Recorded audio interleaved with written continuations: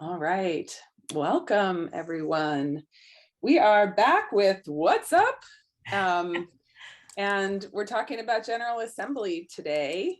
And I actually queued up a little opening music / glimpse of a General Assembly worship service. So I'm going to share my screen and start us off with this. Here we go.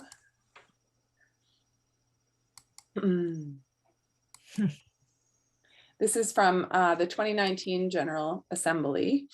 I think it's the Sunday morning worship service.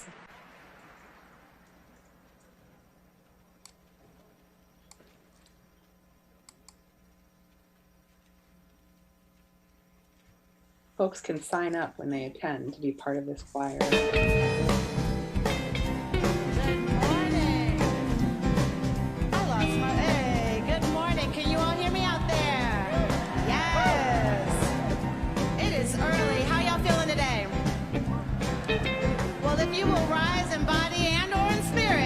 Join us in singing along this morning. We're gonna sing. Woke up this morning with my mind.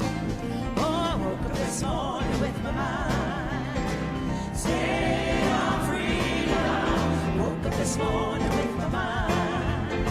Stay on freedom. Woke up this morning with my mind. Stay on freedom.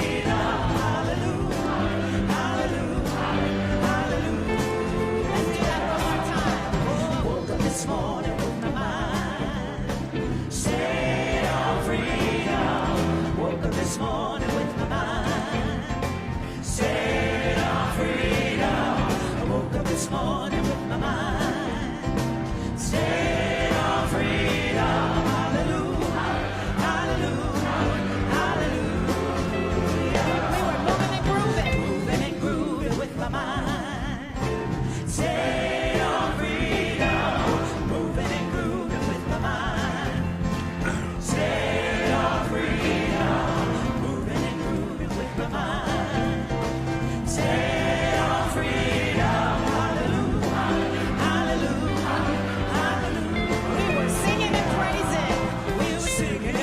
With my mind, stay on freedom, singing and praising with my mind. Stay on freedom, singing and praising with my mind. Stay on freedom, hallelujah, hallelujah, hallelujah. I woke up this morning with my mind. Stay on freedom, stay on freedom.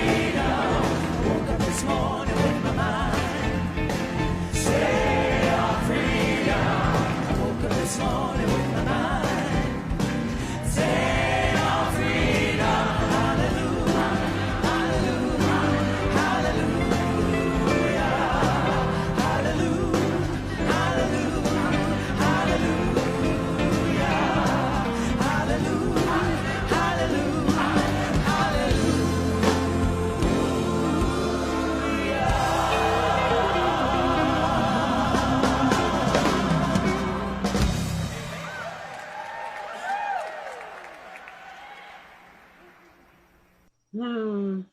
Fun.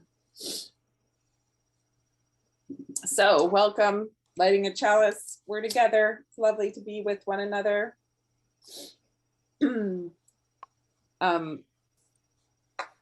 General Assembly is basically, very essentially, sort of the equivalent of an annual meeting like we have at South Church for the whole association of UU congregations that are a part of the membership of the UUA. So the UUA is a member organization, and they have their annual meeting every year, the General Assembly, where representatives from all of their member churches are invited to come and engage in the governance of, and the message of, and the decisions being made by the UUA. And so that's the real basics of what General Assembly is all about. And we're going to talk in a little while about being a delegate, which is having basically voting power when you're there, because there's a certain number of delegates each congregation gets. But before we get into that, we also thought it would be fun to talk about some of what is the content of General Assembly. So in addition to the general sessions, which is the governance part, which is a lot. There's a lot of things that happen, and we'll talk some more about that as well. There's also a lot of other elements to GA. And I know Lauren and Alexandra have been to General Assemblies before. I think Arthur has as well.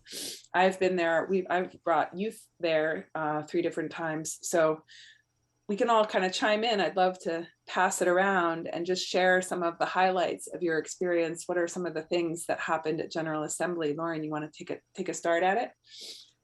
Sure. For me, it was really started to a degree at South Church. I was just really encouraged to go. Alexandra and I actually met, I think, because of that. And there was just a big push at South Church because General Assembly was in Boston that year. And I would like to go to some, I've tried to go to some in the after that as well. But the push was, for me, coming from South Church, was the start of a discussion of like, hey, we're part of this larger thing and stuff happens there. I was encouraged to go, and it was suggested to really just go and be. So I didn't take on delegate responsibilities, although I walked through a bunch and have some awareness. And a whole bunch of us went, and there was like 6 of us in a hotel room sleeping on the floor, and we crammed in there to just have fun. And then it was going to all these different workshops. I believe I went to the Ware lecture that year, although maybe not. I went to some RE stuff, another lecture. There was like just an open place where all these different groups had tables. I found out that there was this whole subgroup in the UUA of people who were Unitarian Universalist Jews, which was of interest to me because my husband's Jewish and was raising my kids that way. And so it was just this incredible time to realize that we're really part of this larger thing happening. And that I found it fascinating that Unitarian Universalist congregations can be so different. Unlike in other religions, because there is a creed, and just met some really, some real leaders among the various districts and churches at the Unitarian Universalist Association. It was in Boston, and there was so much going on. The hotel was connected to the convention center that I think the group of South Church people I went with only left the building once. Like we'd get up to our hotel, we'd go on this little, walkway and get over to the convention center. And then there was tons of different things to do. And we finally got out of there once to go out to dinner. And I know we were there like 3 days and 2 nights. So there was a lot of connection that way. I felt it was a while ago, but it really changed for me how I looked at myself as part of South Church, because I looked at myself now as like part of this bigger thing. I mean, I just remember feeling that it was, so it was kind of emotional, like, hey, I am into this, I think I'd been coming to South Church for 5 or 8 years at that point. I'd have to do the math, and it really strengthened my thinking of being a Unitarian Universalist more than just a member of South Church. Clearly I can go on, but I'll let somebody else have a turn. That was awesome. Thanks, Lauren. Yeah, Alexandra, do you want to add some to that? So I was having a hard time remembering a lot about this particular Boston GA, and I remember I stayed with friends who lived and I had an apartment a little bit outside of Boston, so I was taking the train in and out, but I did join you all for some meals. I was recently going through some books in my house, and I had some signed Jonathan Kozol books, and I realized that he was a speaker at that General Assembly, and that's where I got those books signed. So for me, being interested in education, I think that was a draw for me, and I went to hear him speak. I also remember like the first night of General Assembly, everybody's coming in with all their banners from their Yeah. churches, and it's very powerful to think of yourself not just as part of a congregation, but to be part of this larger um, movement and larger like spiritual um, thing that's happening out there. So that was powerful for me. And then I know on the last day, there's a very large church service, which I believe was in the TD Bank, wasn't it? Like it was in the big Yeah, arena. yeah, It was just amazing to be just with so many other Unitarian Universalists in the same room and worshiping together. And I remember going to other worship services too, but that one was uh, memorable because it yeah. was such a large Yeah, we event. sang on the subway. There's like everybody who was on the subway that morning was UU headed over to whatever the arena was. I'm terrible. I can't Wasn't it remember the the name of TD that Bank one? I service. don't know. It It was was like the a living really large tradition. one. Yeah, It might have had a different name back then, but yeah. Yeah, but that was yeah. So I recently, the Jonathan Kozel thing just recently clicked as I was cleaning off a bookshelf. nice. That's great. Yeah, that the mega church feel of services at GA is really amazing. You're like, holy cow, look at all the UUs in one room. It's quite wild. Arthur, what would you add? What were some of the highlights of your experiences when you went to GA? Well, Myra and I went as delegates to Portland. Yeah. Last time it was in Portland, I think. Um, and it was interesting because you're sort of carrying, as a delegate, you're carrying this thing of representing your own congregation. Yeah. But at the same time, while you're at GA, you're becoming radicalized because you're listening, when you're discussing policies and policy changes and things like that, you're hearing from people who are often adversely affected by existing policies. Mhm. And, you just hear, I think it's not like our annual meetings Right. because there's really contentious issues and everybody is talking about them, Right. but they really moderate them very well with, and people, for the most part, monitor themselves fairly well because, there's always people who like to hear their argument, even though somebody else just made the same argument. Yeah. But it was very interesting. Because I moved, I had a sense of where my congregation was at, Mhm. but because of what I heard, it just didn't, I had to shift my vote because, I felt like we were wrong. I think this was the time, it may have been, it's been a while. So I think it was post welcoming. I don't know what it was exactly, but I did, I do know that I was moved to change, not necessarily where I was, but I felt like as a representative of the congregation, I still needed to move it because this was more right, Mm. that the existing policies were hurting people. Mm. And the arguments to stay to stay the course were not sufficient.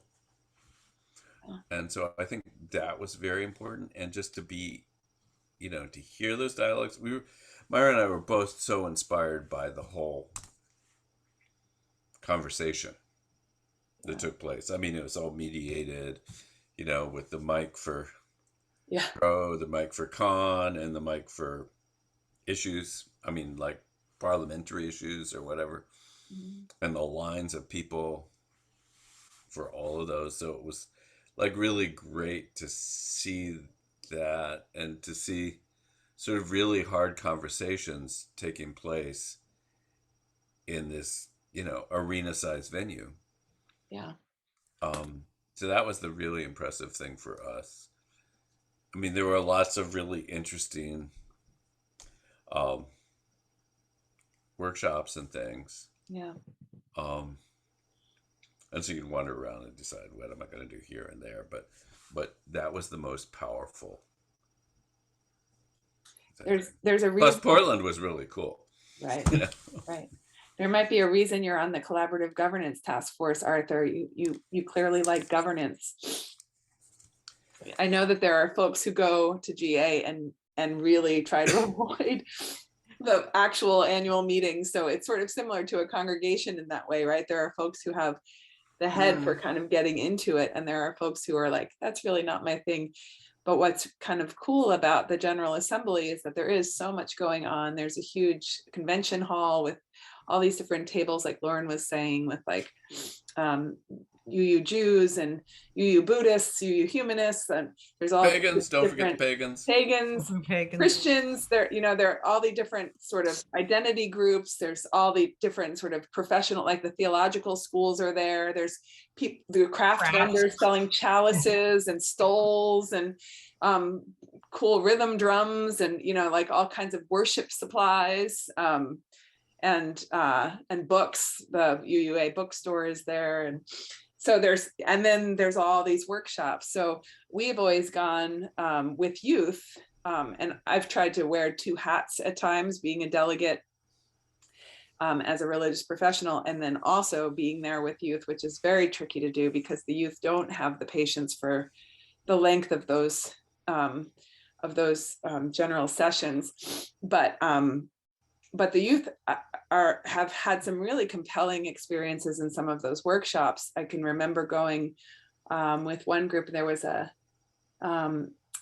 actually a workshop about the spirituality of hip hop, and the teenagers were so psyched to sort of see their culture kind of threading into the idea of that being sort of a spiritual music, and like why, and the background of it. And the person who ran that workshop was really great, a young adult, and totally had them eating out of his hand. They like lined up to meet him afterwards and were so enamored.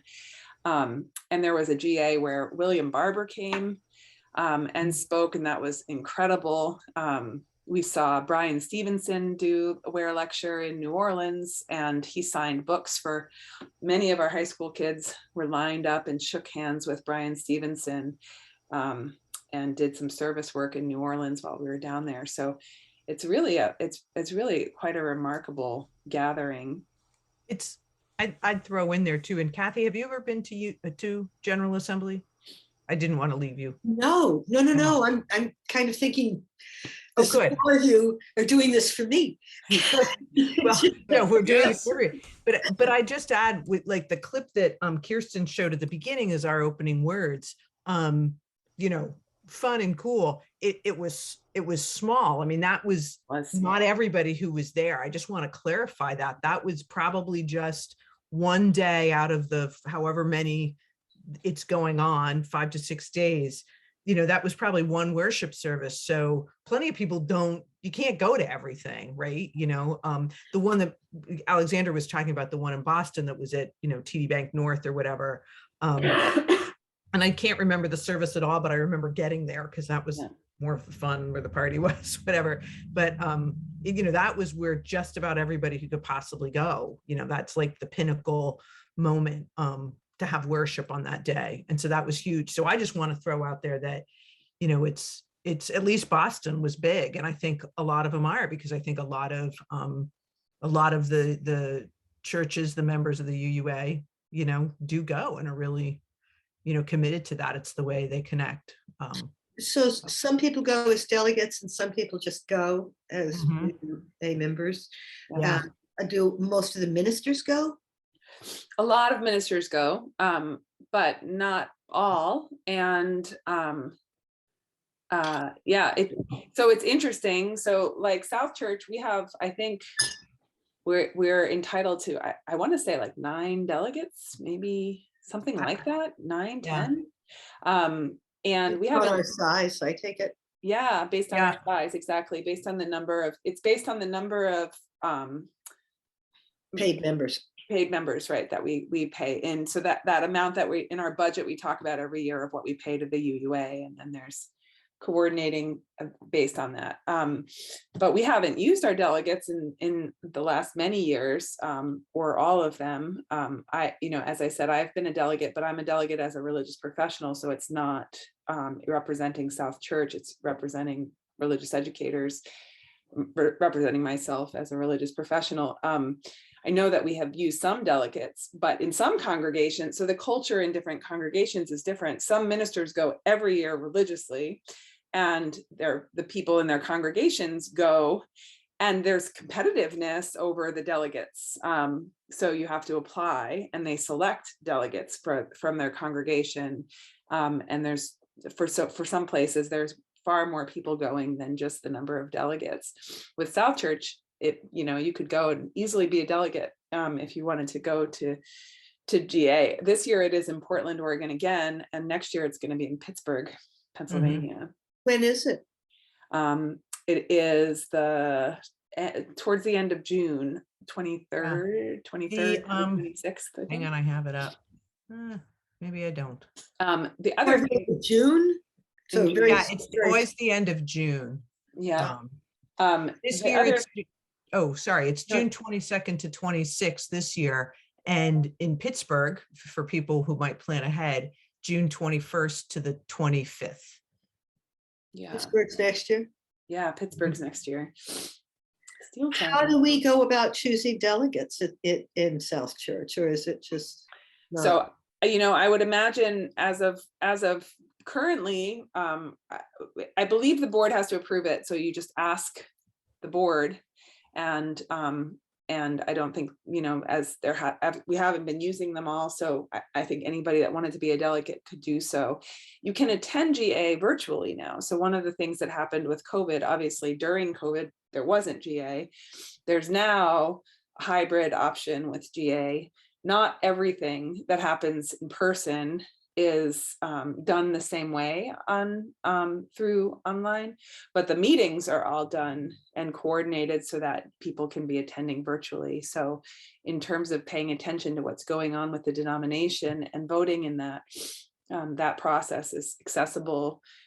In fact, I don't even think you have to pay. I think it's a donation basis, but you can do just general sessions, not enroll in the wider programming for very little cost for folks who want to be involved in the decision making of the denomination. And there's big stuff happening. So some of the things we've been talking about over the last couple months are gearing up. So this year, there are some elections happening. There's actually some really interesting politics. And if anyone ever wants some of the scoop of some of the underlying politics and dynamics that have been going on in the wider UU world for the last few years, it's been pretty interesting. Can we call Lauren for that? Or? You can talk to me, or you can. There's people you can talk to, but we are just starting a new cycle for electing a new president. So that I think happens next year. I think that vote happens next year. I think that campaign will be happening over the arc of this coming year, if I'm not mistaken. Could be 2 years, but I think it's one. I think they just campaigned for one. And the other thing that's going to start to come into voting next year as well is the Article 2 Commission will be proposing their first draft of proposals next year. So we've been talking about the Article 2 Commission. They're continuing to collect input through this fall. And then by General Assembly next year, they're going to be presenting their review of our principles and purposes, which is like the 7 principles, the 6 sources, how we define Unitarian Universalism. They may be proposing changes to that language next year. So that's pretty significant. And then there's all kinds of other things. So in the last 5 years, the UUA has made the decision with really widespread support to significantly fund Black Lives UU, to try and repair some decisions that I think were missteps in our faith years ago, around not funding people of color communities and leaders in our faith. And there's a long history there that we could talk about as well. The clip you showed did look pretty white. Pretty white, pretty right? old. Pretty white and pretty old. You were there too. The other last year, I remember some of the discussions, and this has actually been going on for a few years. There's been a real active young adult contingent who have been pushing for us to pull our endowment out of extractive economic investments, yeah, to green our investments and to make our investments align align with our justice I mean, belief. I'm sorry. Well, right, so investment portfolios are complex, right? And the UUA has a huge investment, right? Our endowment is in the UUA, as is the endowment of most of its member congregations. So it's a gigantic fund. And so one of the disputes that was going on in that argument last year, or in that discussion last year, was there is a belief of, if we have money on the table, we can push for we have a voice in the game. And so there's an argument to be said for having a portion of money at that table to be able to influence what oil companies are doing, or what, and then there was pushback, and the debate, as Arthur was saying, was really clearly communicated, and you could sit in that room and really hear people have done their homework. Arthur, you were referring to? Is that the issue you were referring to? No, that's not the issue, but that's the process. Yeah. And so you hear it out, and you hear people speaking and speaking a counter and articulating why and how it's rooted in Unitarian Universalism. And then and they go through the whole process. It takes a long time, but it's really interesting and informative. And then it actually, similar to what we talk about our church doing, right? It also makes you say, like, what am I doing? It's like you realize, and then it affects your whole lens on things. So that was a really interesting, just one example of what was going on last year. Lauren, you had your hand up. Yeah, I think maybe South Church did this a tiny bit back when we went to Boston, because we might have sent a full delegate pool at that point. But I was curious, when Arthur was talking, when you spoke of representing your former church in Portland, and how you went to represent them and were thinking one way, and through these discussions realized that wasn't the way to go. I'm curious if your church, your congregation, had discussed and sent you off going, Arthur and Myra, when you go to meetings on this topic, because of course you're going to know what's being voted on and discussed, here's how the majority of the church feels. Or did you just sort of have to go and think that that's how your church felt?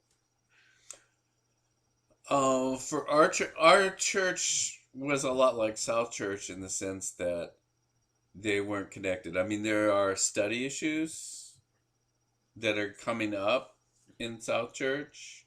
I mean, at GA, every year there's a new study issue, and that, and a lot of churches have, they have an ongoing thing where people, there's a group that gets together and talks about the study issue.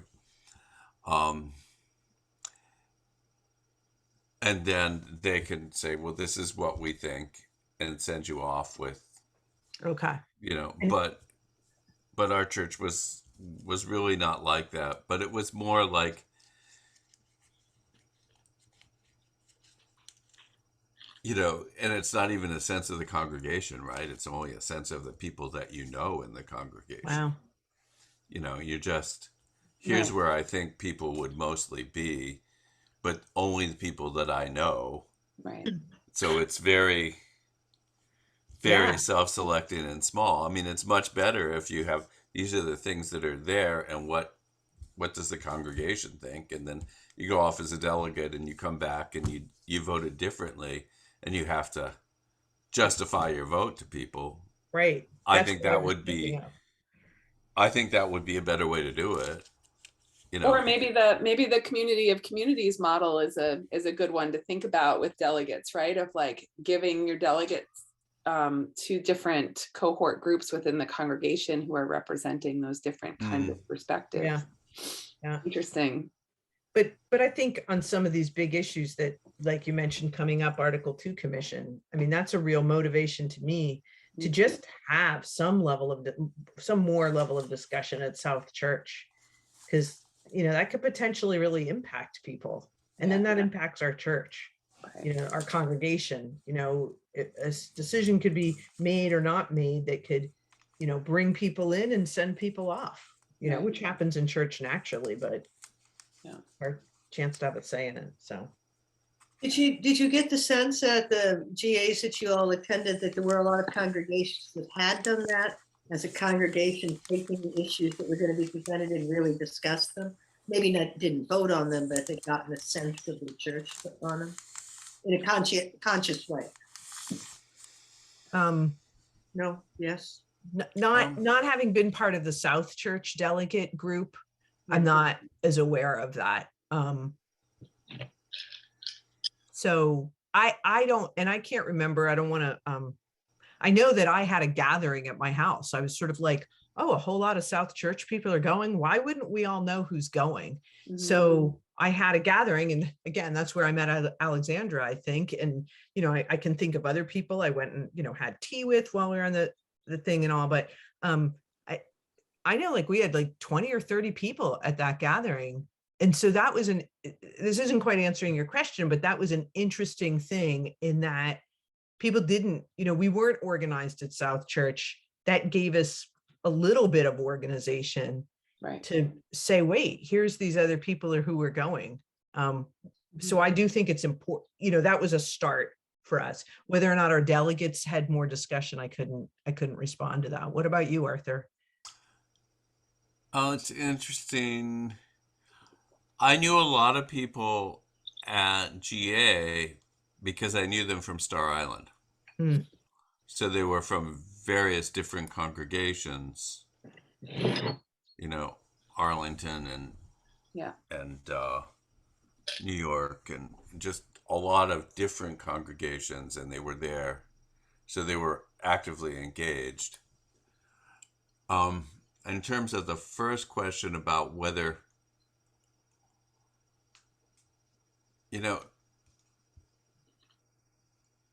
it's really more like, is the church, how focused is the church on the larger movement, or is it just us? I get a feeling with South Church, it's more just us. Well, but so was the other place that I was at, which was 200 or so in suburban New Jersey. I mean, but somehow or other we felt connected both through Star, and because Ariel was so active in the youth con groups, and and during high school she was home one weekend a month, and the rest of the time she was working on UU stuff, because she probably would not have she might not have lived through high school otherwise.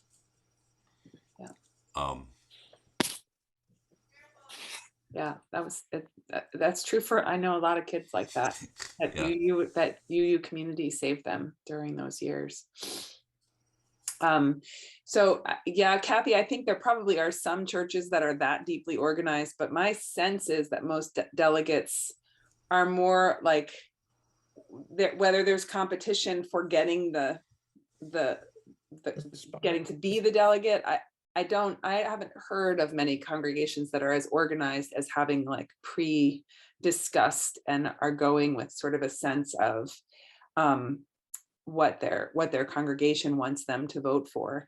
But it is it is interesting to be there because you can get a sense of your congregation's culture by not being at your congregation and being in that room. Like you realize who is speaking with a voice that's similar to the perspective of your people, if you will, or so I think there's an interesting question, and we have about 5 minutes left, that I want to invite people to think about, which is, what is it about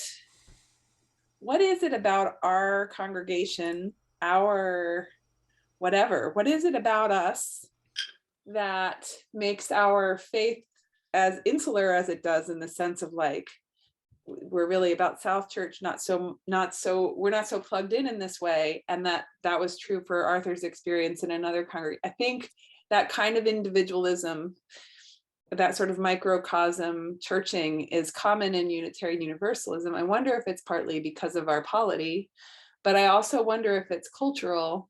And I wonder about what would happen if we were plugging in and conscious of being a part of something larger than South Church, at South Church. So I wonder if anything comes up for any of you. And Kathy, I'd invite you to start if you have any thoughts about that, just because you haven't spoken much. I want to make sure you have a chance. But if anyone has thoughts about that as we're closing, around just what would it be for us to plug in a little more as a part of something larger than us? I think we do, but not as part of a larger, necessarily Unitarian Universalist. I mean, with the immigration fund and even the garden tours, those things connect us to a larger community. Yes. And at least with the immigration work, it's connecting to some degree to an interfaith community. So there is a spiritual level to it anyway. But yeah, I don't know. I mean, I didn't ever have enough experience in other religions. I mean, as a kid Congregationalist, I don't remember ever thinking of any Congregationalist elsewhere, or Presbyterian than I was as a teenager. It was like, no. So no, I don't have a take on that. And I mean, UUs are cowboys. It's just sort of by definition. True enough. I love that, though. I love the naming of, we are plugging in larger ways, not necessarily larger ways with the UUA, but larger ways in our wider community. And I think that's true. I feel like that's growing. I hope so too. I hope so too. Other thoughts on that?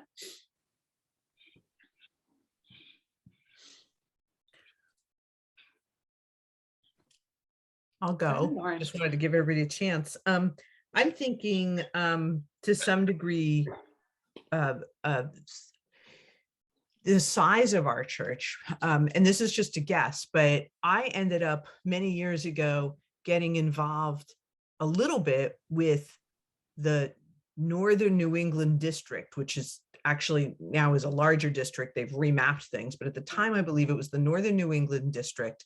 And partially because I went to Ferry Beach, and partially because I was active with small group ministry and did some trainings with them, and sort of showed up at some place in Western, wherever, New Hampshire, with all these other UUs, easily 24 people, if not more, for a district conference on small group ministry.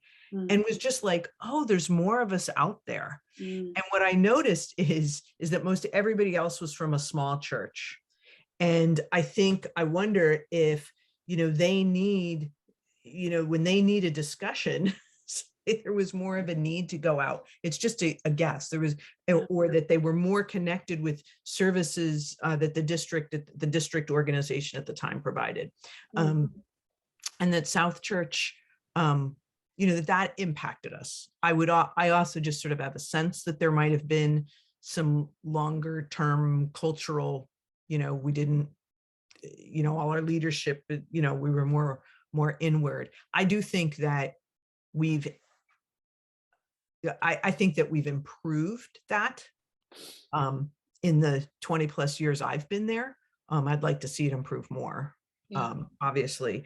And then I don't know if it makes a difference, but you know, we do have a little history of sometimes having some stuff happen and being a little frustrated with, you know, the UUA's impact on that.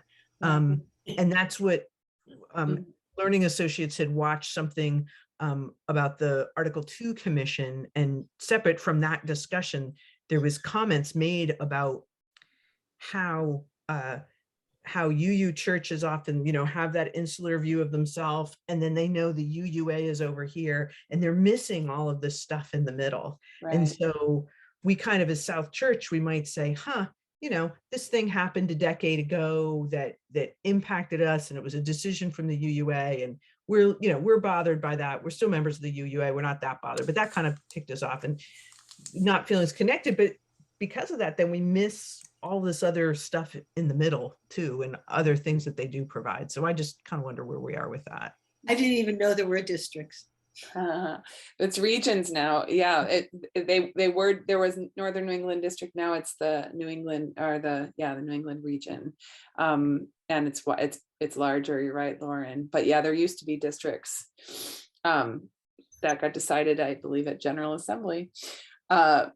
So yes, I agree. I think it's interesting to think about. I think you're spot on, Lauren, about our size being perhaps prohibitive in terms of we have a lot here, so we don't need to look beyond our walls sometimes. And I would just say, resource-wise, the UUA.org/GA website has archives from old General Assemblies, including you can watch workshops and lectures from the past. You can read Martin Luther King's Ware lecture from 1965, I want to say. You can watch Stacey Abrams last year, and there's really some amazing folks who have come through the General Assembly that are neat to watch, and neat to watch speak specifically to us, to Unitarian Universalists, about like who we are and what they're asking of us, but also what they notice about us. The Ibu Patel one is great. He's an interfaith leader, and he gives lots of props to the UUs to show up to interfaith stuff. He's like, I always know UUs will come. So it's kind of neat too. I think it's cool that the ways that being in that kind of larger community space, you're like, oh, I have something in common with these people I didn't even realize existed, in a sense. There's something about that when you engage with General Assembly. So yes, thank you. Thanks, Kath, for being here. Thanks, Learning Associates, for Thank you for doing this for me. this recorded. Yeah, totally. And yeah, if not this year, let's make a GA happen, Kathy. I think you would find the workshops themselves just really fascinating. Lots about. I think I better learn a lot more about UU first. Yeah, well, I mean, it's a good place to do it, I guess. It's a good place to do it for sure. Yeah, but also Nice keep to coming meet to you, our Alexandra. meeting. Great. Thanks all. Have a great night, Thank you. everybody. Thank you. Good night. Thanks.